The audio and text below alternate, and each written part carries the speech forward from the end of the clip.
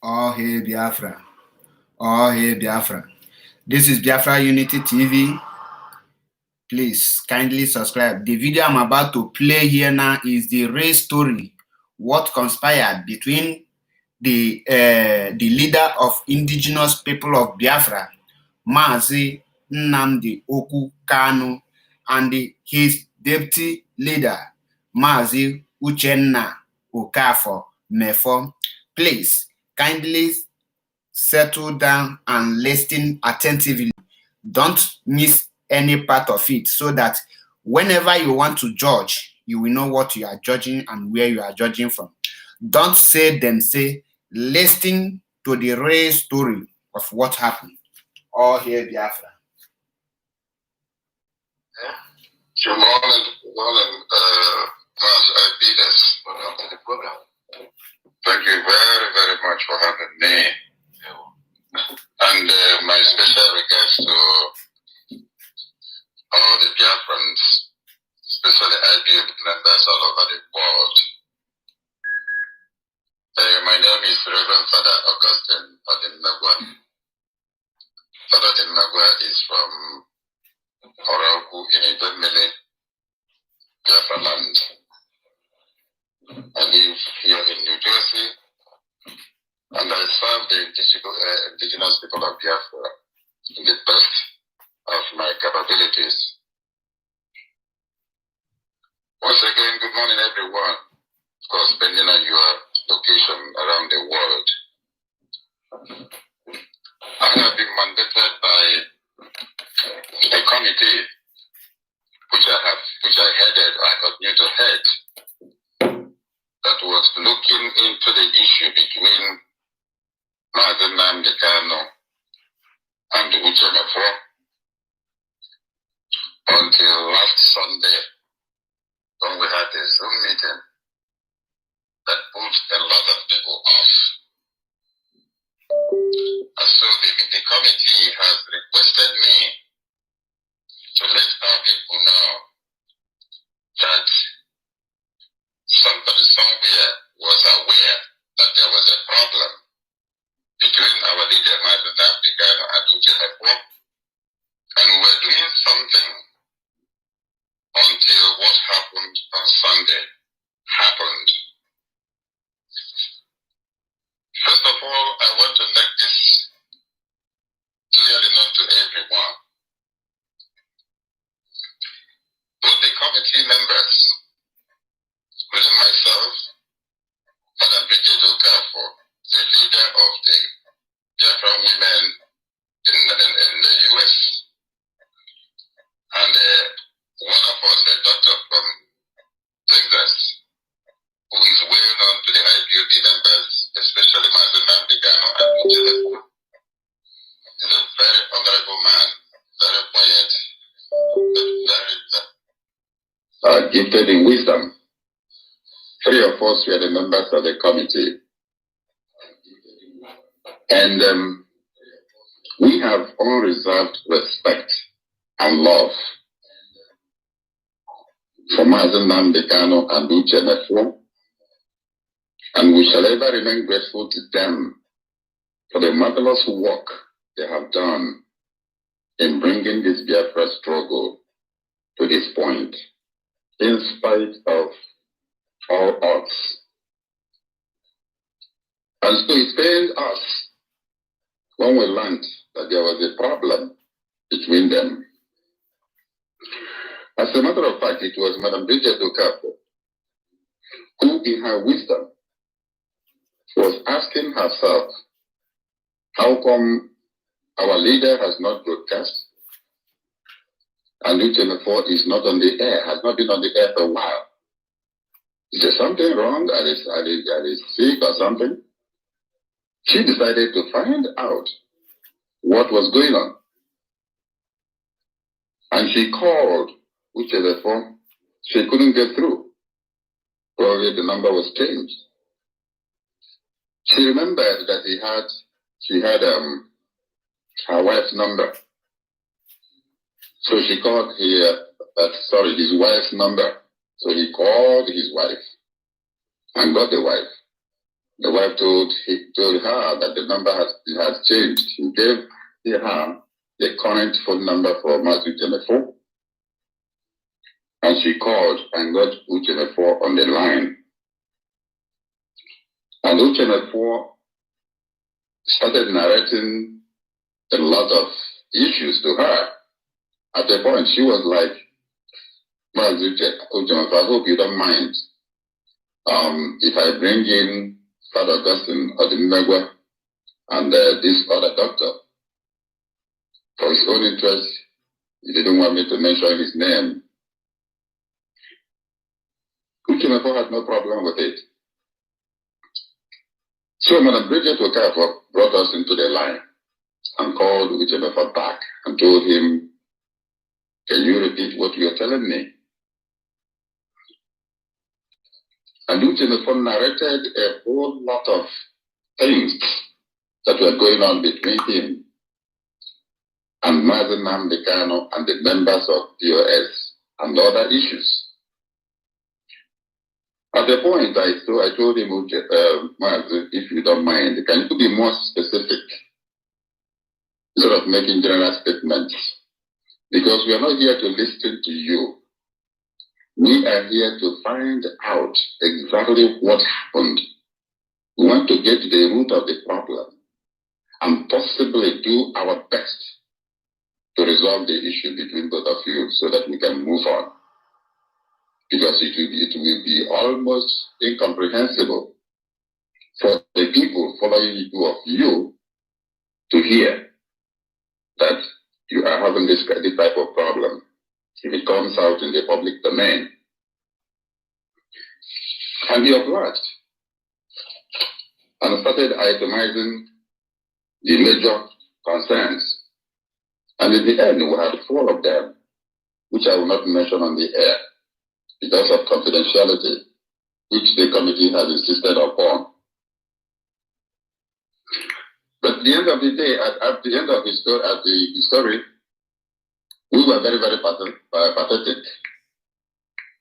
And we commended him for his patience, for remaining consistent in spite of all odds, and committed to the goal of achieving the restoration of Biafra. At the same time, we made it clearly known to him that the Igbo adage, Adebiogu Nonuofonye, that we are going to take back all these complaints to mazi Nnamdi Kanu and hear his own side of the story. But we gave him an assurance that every single one of these major 4 issues he raised will be addressed and satisfactorily handled so that we can move forward because we have come a long way. He was okay with our meeting with him. He was grateful. In the end, we spent more than 2 hours with him on those issues. But I wouldn't forget that on a couple of times he mentioned that we have passed this stage. And when I asked him what he meant by that we have passed this stage, he said, well, this thing has been happening for a while. I said, with due respect, we have no idea. We thought everything was, you are mature enough. Mazi Nnamdi Kanu is mature enough. We thought you were handling whatever issues that come between you. If not that this Madam Bridget decided to check out on you guys, we will not know. And now that we have known, we are going to put everything possible, every effort possible to get to the root of it and make sure that every single one of them is addressed to everybody's satisfaction. And so we left. This was on Saturday, the 14th of November. And then we started reaching out to Onyendu, mazi Nnamdi Kanu of IPOB, and eventually succeeded in securing an appointment with him, and we made it clearly known to him. This is not going to be 10 to 15 minutes appointment. No, we need at least an hour, 30 minutes to 2 hours. Because we want us to meticulously address every concern that you can raise. Because we're looking for the cause, for the solution. And our effort is to make sure that we work out a workable relationship between both of you so that you take us to the end of the journey, which is already near.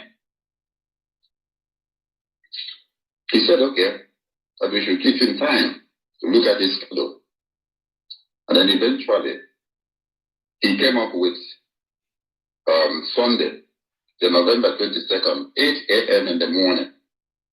He said he will have sufficient time, that time, to meet with us. We were able to secure this time on either Wednesday or Thursday of last week. So when we secured the time, we called mazi Jennifer back and told him we had secured an appointment with Nnamdi Kanu on Sunday, November 22nd by 8 a.m. in the morning, New York time, which will be 2 p.m. Biafran time. And we assured him that as soon as we finish with Nnamdi Kanu, we will get back to him. We're going to present his own complaints to him and then find out if he has anything against you. And then we're going to get back to him, to you, to let you know what he said in case you have any counter motion to whatever he says. And then eventually we shall work out a time to meet, to have a joint meeting where both of you will be on the line with the committee. At that point in time, everybody will be able to say his mind, even if you want to shout or you want to curse one another, you can do it. We'll be patient with you guys that day. But at the end of the day, we will make sure that the whole thing is resolved so that we can move forward. So this was on either Wednesday or Thursday. And then on Saturday morning,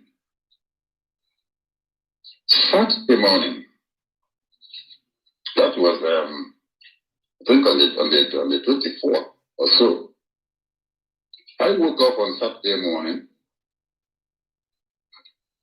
Then I saw an invitation to a Zoom meeting that was coming from mazi Jennifer. An invitation. And I saw there's an open invitation. I called the person who sent me the invitation. He said, yeah, Jennifer wants us to be distributing it to everybody. I said, okay, thank you very much. I just want to let you know that I got it. So on the second thought, I asked myself, what would this Zoom meeting be all about? I hope it is not related to the issue he is having with Nnamdi Kanu. Because of that, I said I don't want to take chances. So I called one of the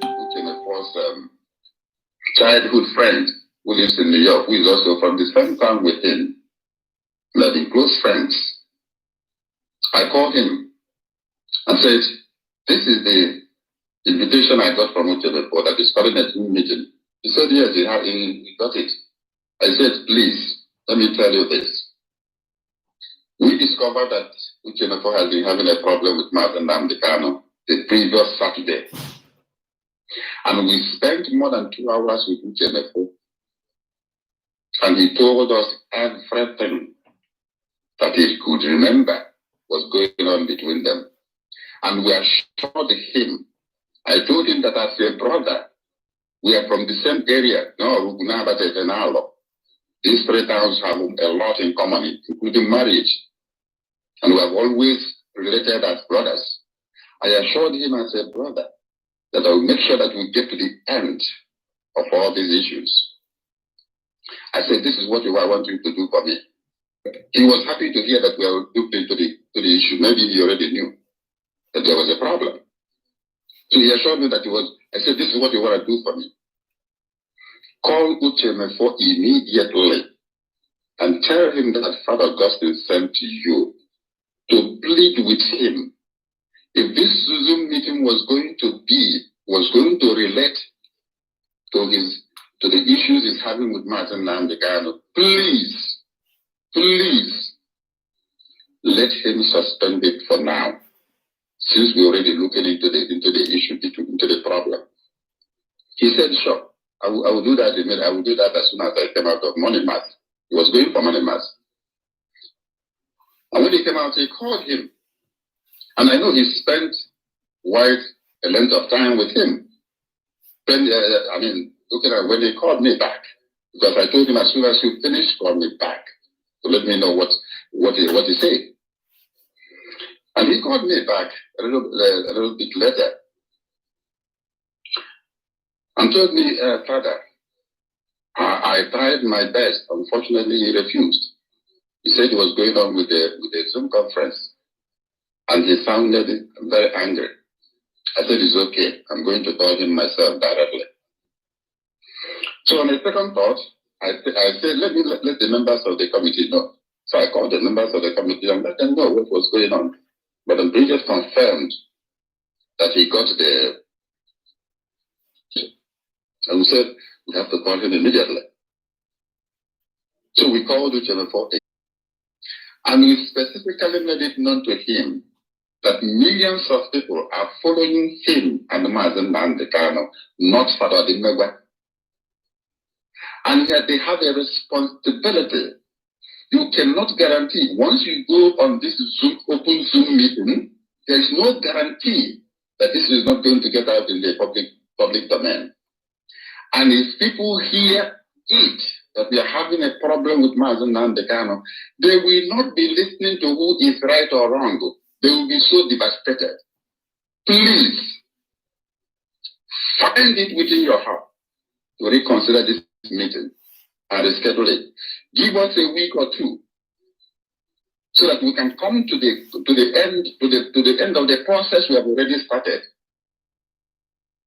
We pleaded Madam Bridget to Kafu was all over herself, pleading, telling Mazi that he was kneeling down and begging him, please, that if this thing gets out, it was going to be a disaster. Uche mefor kept saying, I have heard you, but remember, nobody will tell me what I will do, what I can do. I have overgrown that.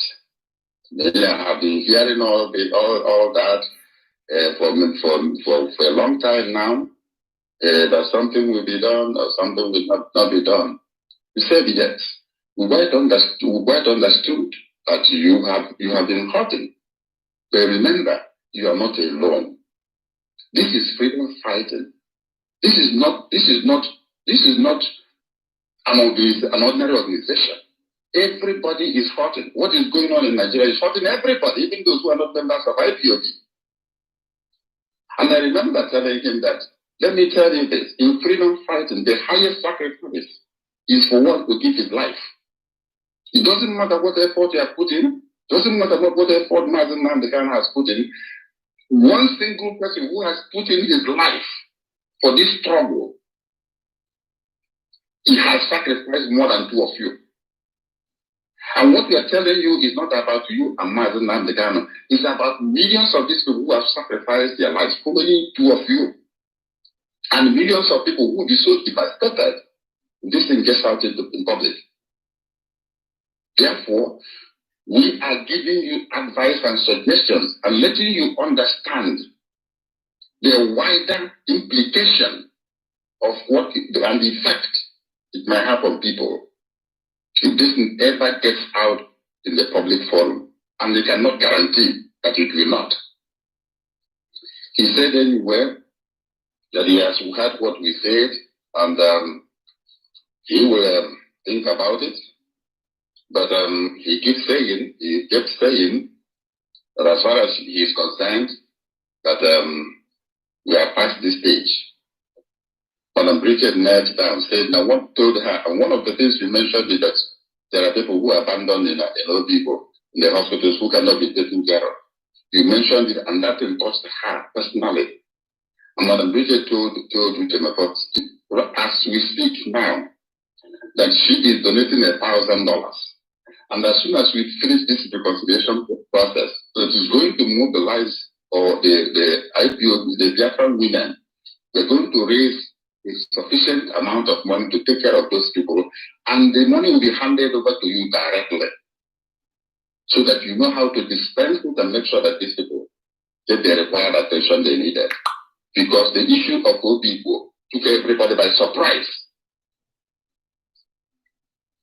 And once again, she assured him that we will make sure that all these issues are addressed with Onyendo and the reconciliation reached. At the point I told Uche, when he kept insisting that, well, he's not sure whether he will postpone it, he has already scheduled it. I told Uche, we're not asking you what to do. At this point in time, we have spent more than 2 hours. We're not asking you what to do or what not to do. We are advising you. We're giving you the other side of the story, the coin, which you may not know. Please, even if you don't want to postpone this Zoom meeting for the next 1 week or 2, why don't you get to the meeting? Let the people know that there is a trusted group that is looking into the issue between you and Nnamdi Kanu, for which you called the meeting. And then you want to give these people the benefit of the doubt and see what they come up with. If things don't work out fine, I will recall the meeting. For now, please, I apologize that I don't have much to say. Say, why don't you do it? Even if you don't want to postpone the meeting, because it's too late. According to me, it's too late. I said, between Saturday and Sunday is not too late. So this was how we left him. He said, okay, that he was going to think about it. And then the next morning was Sunday. We met with Nnamdi Kanu at exactly 8 a.m. New York time. And we presented to him the 4 major points that Mefor has against him, complaints he had against him.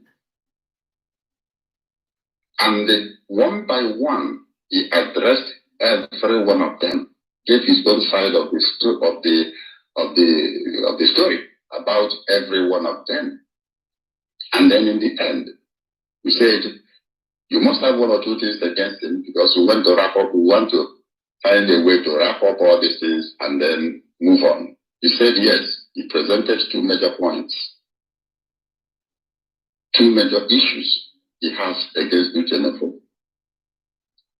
Then we asked him a couple of questions, which he answered. And then we told him that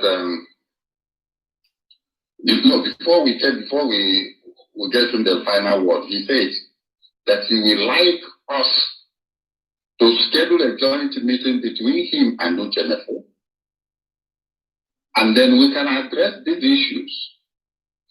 Wherever he is found guilty, that he was more than willing to apologize to Uche without waste of time. But he's also expecting us as a committee to hold Uche responsible and accountable wherever he offended him, and demand that he has to apologize. We said, in all honesty, you just read our mind, and that was exactly going to be our next step. He said, sure, that he's more than available. I'm willing to be in that joint meeting. Before God and man, I'm not trying to please anybody. When it comes to a matter that is so serious, I don't care who you are. It doesn't matter to me who you are, especially considering that millions of people are involved. We are not doing this. We didn't take up this challenge because of that Nnamdi Kanu and Uche cannot resolve their problem. No. We took it up because deep down us, we felt that we owe it as a responsibility to the millions of IPOB members and the Biafrans in general to intervene and make sure that we get to the root of it and resolve it for a lasting peace and progress, so that we get to the end of our journey. So it wasn't as if we are concerned whether you are the leader or not. No. We were hell bent on getting to the truth. And we will compel you to give us the truth, to give us answers where they are necessary. We were prepared for it. And we made it clearly known to them.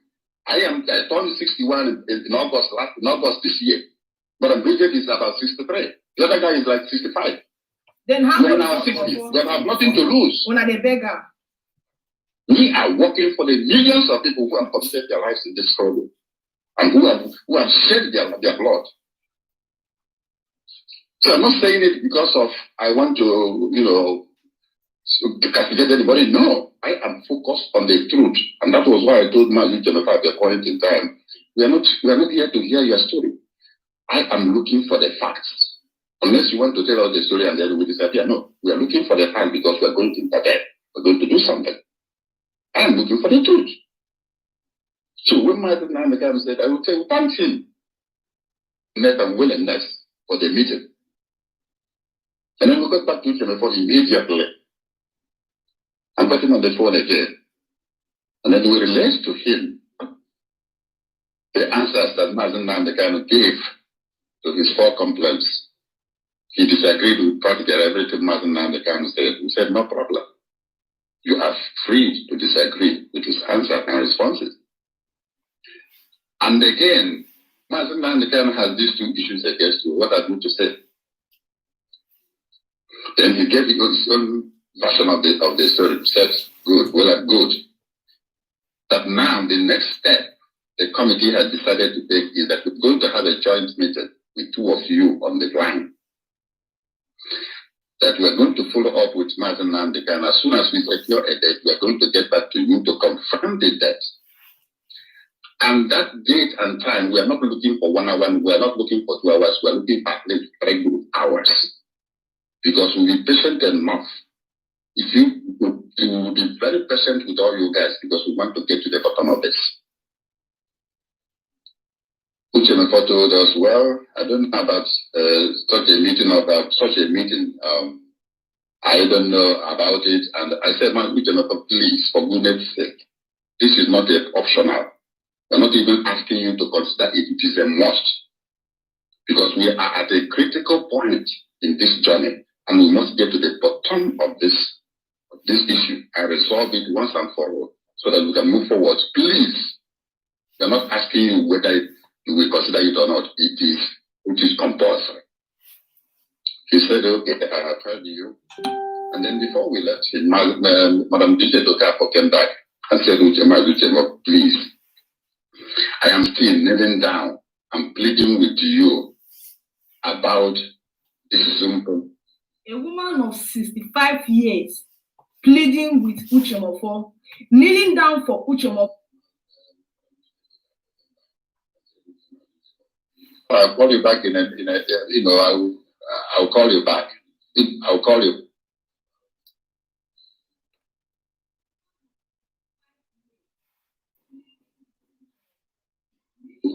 I'll call you back. Thinking, let me finish my meal and then collect my passport. Once I get into the car, I call him back. But my mind kept telling me, pick this call. Father, please, pick this call. So I picked the call immediately. I said, Father, what's up? He said, Father, I don't know. Father, what is going on? Father, what is happening to us? Father, I don't know what is. Father, I am finished. We are finished. I said, Father, what is that? He said, are you listening to the mefor on Facebook? I don't know what Uche mefor is saying on Facebook. Oh my goodness, Father, I can't believe. Father, look, I am losing it now. I said, Father, hold on a second.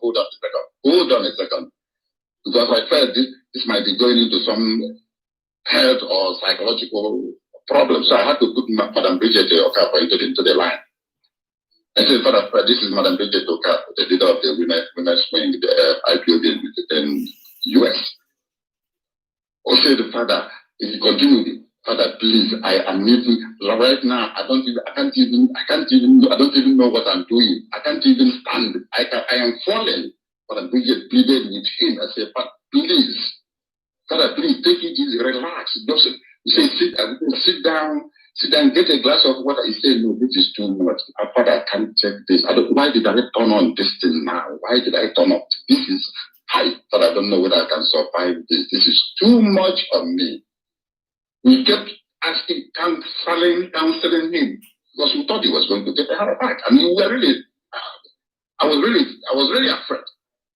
I kept on, I said, Father, it doesn't matter. This is the work of the devil, and we're going to overcome it in the mighty name of Jesus. It doesn't matter how the devil wants to destroy this drug. It's not going to work, because our people have sacrificed so much.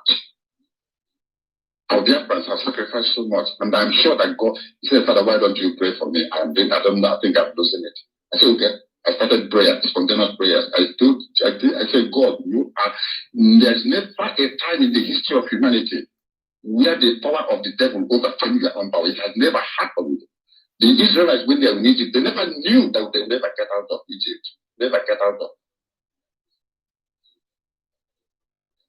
Knew that they would never get out of Egypt. But when you delivered them, it was like a dream to them, Father. We are the same Israelites who have gone through a lot in Nigeria, in the hands of so many monsters who want to consume us. And at this point, we know that this is your time. Your time is the best. And you have brought out your servant, Nnamdi Kanu, to lead us out of this bondage in Nigeria. And no amount of effort from the devil will stop it. It doesn't matter how it is coming. This is not going to be different. I prayed for almost 10 good minutes, because I took time to make sure that that Father calmed down. And in the end, I said, we must overcome in the mighty name of Jesus. I said, amen. I said, we must overcome in the mighty name of Jesus. He said, amen. He said, Father, thank you. Thank you. I don't even know what I'm going to do now. I said, Father, take a glass of water, relax, take up your rosary, take up your brief, take up your, if you have chapel around you, go to the chapel and tell, if you want to cry to Jesus, tell him why now and what is happening. Do it, and you'll get back yourself. Because I will know that it is serious. It was the first time I was hearing of that the Zoom meeting was on. And before we finished, I had about three calls. One of them from one of my cousins, who is a nun in Texas. I said, let me get my research ready immediately for Mass, because it was already running late. I already called her and told them that I was running late. And then as soon as I entered my car, I called my cousin back, because I know that she has been so passionate about everything about her is Biafra. And with her spirit, that she has converted all the nuns in their community into Biafra. They never wanted to hear about Biafra until she came. And she converted all of them. And when I picked up her call, she was crying. I said, sister, take it easy. He said, Father, I don't know what has come over our people. Is this how we're going to finish? How we are going to be finished as a people? That this is, I say, sister, there is nothing that is new under the sun. Nothing cannot be overcome by the power of God. He said, Father, I know that this is too much. She said, if you picked my call a few minutes when I called you the first time, all the sisters were lying down in the living room crying. Nobody could console the other because of the Zoom meeting. I said, no, I know it is serious, but you know what? We shall overcome. And I told her, please, I've got to where I was going. I'm already late. I'll get back to you after Mass. That was how I went for the Mass. And by the time I finished Mass, I had 11 calls, 3 of them from the Reverend Father. Some had called more than 4 times during the Mass because I put my phone in silence. Now, why have I taken time to say all this? I've taken time to say all this because the next couple of days, it was all counseling. I was doing counseling front and back to help people get back their spirit. And I kept wondering within myself, what happened? How come that we took all these hours? We spent all these hours with Uche Mefor. He knows me that too well. I have special love for him. I have special love for Mazi Nnamdi Kanu. We have met on a couple of occasions in serious meetings about the progress of this movement. And I have respected his sense of dynamism and his depth of thought. How come that we spend all these hours and we are not able to convince Uche Mefor to postpone this meeting? In all honesty, till tomorrow, I still have not been able to fathom it. Why? Because you cannot solve any problem on the social media. It doesn't matter how correct or how right you are. You can't solve any problem in the social media. Marriages are not solved in the social media. They are not solved in the courts. It is reliable people who come between you. Issues will be coming between two people, three people, wherever two or three are gathered. There will always be issues. But the good solution is always coming from the inside. Because now the modern manager will put the best in the model. I couldn't fathom it until tomorrow. And the committee was struggling. And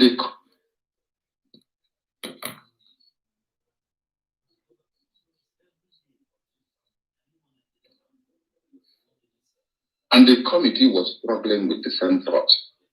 And that was why when we met the next time, we said, you know what? Let us suspend whatever we're doing for now. And then monitor what is going on. At the end of the day, I have this message to put across to all the members of IPOB on behalf of the committee. Because during the short time we went into this case, we made a lot of investigations. We have not done anything. Personally, I have not done much within that week. I didn't do much since that week, actually. Because we are trying to figure out why is it, after all this effort, you cannot forward by head to do it? Is it because they have been so hard, or what? So at the end, we said we are going to suspend our activities for now. We are still open in case of there is any opportunity to continue in future. But we want to put these few words to our people, especially the principal officers in IPOB. Doesn't matter your position. Never you, as a principal officer, give out any orders or instructions on the name of the leadership of Nnamdi Kanu without the prior knowledge and approval of Nnamdi Kanu. Do not go to tell any group or anybody that Nnamdi Kanu sent to you. Because we discovered a lot of lapses in the communication between the two people. And possibly caused by people who are in between. It is never done. If you have any issue that you want people to pay attention, make it known to them why you are giving them the instruction. Don't use the name of Nnamdi Kanu if you have not if you are not giving him prior information and gotten the approval from him. Don't take laws into your hands. And I'm saying it for all the principal officers all over the world. Because mistakes can be made, and before you remedy it, it has become a disaster. And eventually we discovered that the two people involved are ignorant of most of what was going on. Because we know that Nnamdi Kanu has a lot on his head. He's dealing with a lot. If you cannot get him, don't give out that order. Don't give out that instruction. Wait until you get him, no matter how imagined it. And even if you give it on his name, let him know later that you did give out this instruction on his name. Now this is why you did it, because it was emergency. So that you know how to handle it. He's a human being, he's not a god. Because you may think you are doing the organization or the struggle a favor by using his name. Meanwhile, you are sowing a seed that may end up rocking the boat, but it will never happen because IPOB is ordained. This mission is ordained beyond all reasonable doubt. And every region in Nigeria is now realizing that what IPOB and Biafrans are doing is the right thing. And everybody is thinking about the referendum today. Thanks to the effort of this movement. Therefore, if you are a principal officer in IPOB, never you take your responsibility lightly. And make sure you use it judiciously. Judiciously, I repeat. And to the rest of IPOB members, especially Biafrans, IPOB members in particular, but Biafrans in general, the committee will want to let us know that what we are doing is freedom fighting. We are not in a social club. We have not gotten Biafra. There's no room for democracy because we have not gotten Biafra. What is guiding us is command and control.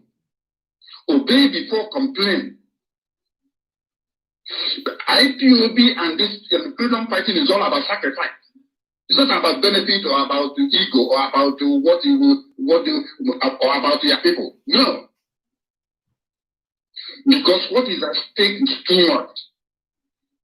If we fail, everybody is going down, whether we like it or not. It will only take time. We have a living example in our brothers, the Israelites. When they were destroyed, how many hundreds and thousands of years? They never woke up. Even those in diaspora, they started killing them in millions. 6 million were killed in diaspora. So even if you think you are comfortable in diaspora, be careful because no good or harm or good. If we fail as a people in this freedom fighting, you may think you are trying to pay mazi Nnamdi Kanu back, or pay uche mefor back, or pay this man back. But you might be endangering the lives of a whole generation. As we speak, the Fulanis are all over Biafra land. We saw them brought in drones. And a lot of ammunition brought in. Today, nobody has told us that every single one of any single one of those people has been sent back to the north. They are still there. So they are going to fight us and destroy us from inside. If we don't get ourselves together and fight this demon, not just one demon, monsters facing us, we are going down as a people. It doesn't matter where you are in diaspora. You'll be involved. It will only take a matter of time. 20, 30, 50 years, we'll be gone as a people. And many nations have gone in this 21st century, we don't know. And so every single member of IPOB, you must go home and examine yourself and ask yourself, am I in this IPOB to fight for the millions of people who have died in the 60s, 70s, and thousands who have died since the end of genocide in the 60s and 70s? And who are still dying today? Am I in IPOB to represent their interests? Or to represent my own personal interest? Please, if you are in IPOB to represent your interest or to buy for position, get out today. So that we know those who are committed to this struggle, because what is at stake is too much. Europe wants to wipe us out, if you don't know. Africa. And people have said it, a person of a renowned personality, Bill Gates has said it, in order to save Europe, we must depopulate Africa. And I keep asking this question, because sometimes we don't know the gravity of what we are into. More slaves were sent to Europe. More slaves were sent to Europe than those who were sent to America. Today, when they got their freedom, we can go to the islands and see where the Americans dumped their own slaves when they gave them freedom. And we have never asked ourselves, what about those who were sent to Europe? Where are they today? Where did they dump them? If we don't know the magnitude of what is coming to us as a people, if we are wiped out in 10 days, it doesn't make a difference in Europe and the West. Doesn't matter where you are. And we must understand this, that there is a calculated effort to finish us as a people. And divided, we will fall. And so, it's not a matter of this guy is from my area. It's not a matter of this guy is my friend, or it's not a matter of this guy is so and so person. My close. No. It's a matter of collective responsibility for both those who have died fighting for this. There is a reason why people are fighting for the freedom of Biafra.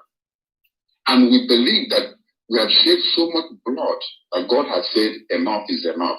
This God's time is the best. We are in the right time. And we must pull ourselves together. Forget about all these minor things that don't even add up. And come up with one spirit. Because united we will stand.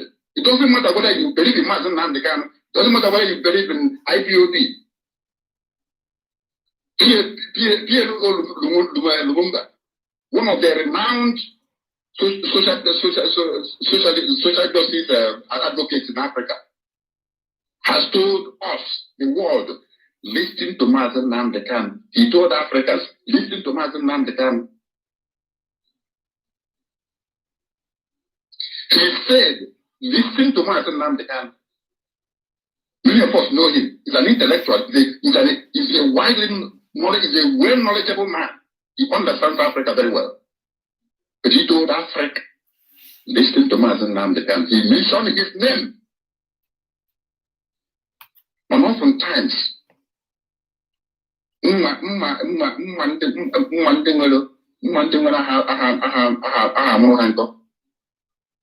don't value what we have.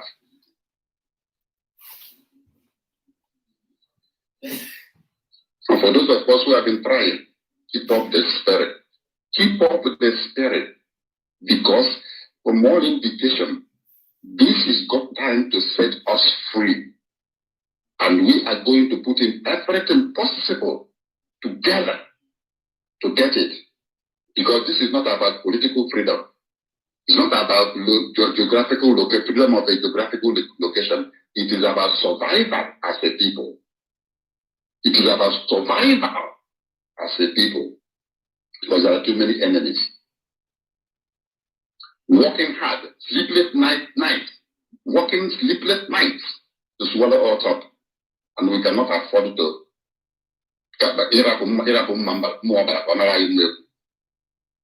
We must keep up the spirit wherever we are. Do your best to make sure that we continue to move on. Because grace works on nature. God may will to save us, but with God we need our cooperation. It doesn't happen anyhow. It doesn't happen by magic. With God we need the grace of God. We need our cooperation to achieve this liberation and this freedom we are looking for. And so for those of us who are committed, keep up the spirit. Keep up the spirit. Because in the end, victory shall be ours. Once again, thank you very much for your time. And let us remain committed and remain focused on our common enemies and not be fighting and quarreling among ourselves. We must always let go because you will know, and together we'll be able to achieve it. All the Biafra. Thank you, fellow Biafrans, those who stayed by to listen, those who even have the strength, because it's not everybody.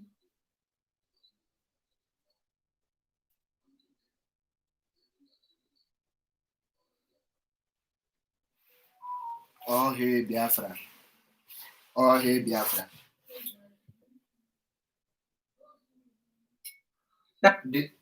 The issue that this issue now is very, very clear. It's very, very clear. At least the truth has finally come out. And I have this message. It's a message, it's advice, and it's also a warning. If you are in IPOB and you are tired of the struggle, or you don't believe in mazi Nnamdi Kanu, the way he is doing it, you only have one option, not two. Resign, pack your load and go. Don't wait until you are sacked. Go, because you cannot be pretending forever, because we have learned a lot. We have learned a lot. You must know that in a ship, there must be one captain. And in as far as Biafra is concerned, we only have one leader. And that leader is Mazi Nnamdi Kanu. We don't have two leaders. So if you cannot obey him, don't bother to expect anyone to obey your order. At first, I thought he was wrong. And I said, why can't him reason on how to settle this issue amicably without allowing it to escalate? Unknowing to me that in his wisdom, he have tried to do the necessary things, to do the necessity. But like the adage that says,